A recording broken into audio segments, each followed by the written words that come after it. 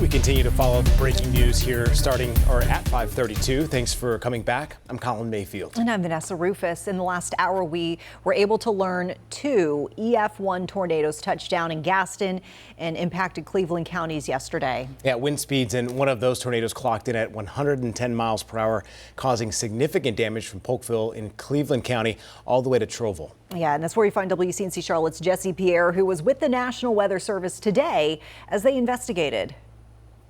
You don't have to look hard to find the damage here in Cherville. I'm here on a roadway that has been closed near a home, and you can just look at the damage on that roof. The storm caused a very large tree to fall onto the home, and crews have been working here for hours to clean up the area. Again, this street is closed. Power lines were knocked down, and some homes have been without electricity since yesterday afternoon. So this is just some of the devastation folks are dealing with. The scope of the destruction becoming clearer in the light of day here in Cherville. As I was looking out the window, I could see the transformers blowing and the trees falling down. So it was scary.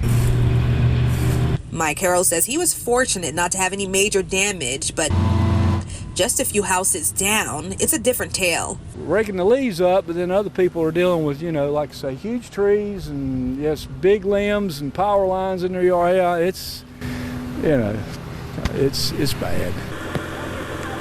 The entire city was without power Wednesday after the storm hit. About 80% of customers were restored by midnight. We are trying to get power lines back up on the homes, get the power panel boxes back up on the homes because there's a lot of people that still don't have power from trees. And the National Weather Service on the ground Thursday checking out the hardest hit areas to determine the severity of the storm. The extent of the damage stretched from the North Carolina mountains all the way to the Charlotte metro.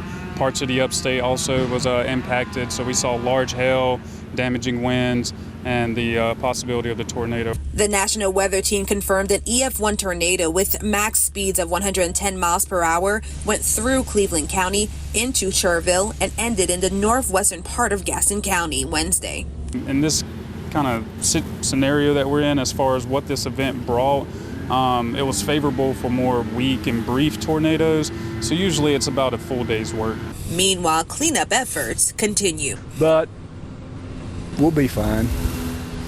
People's pitching in and doing all they can. So, city officials say they do have extra electrical crews on hand and hope to have all of the power restored before the weekend. In Cherville, Jesse Pierre, WCNC Charlotte.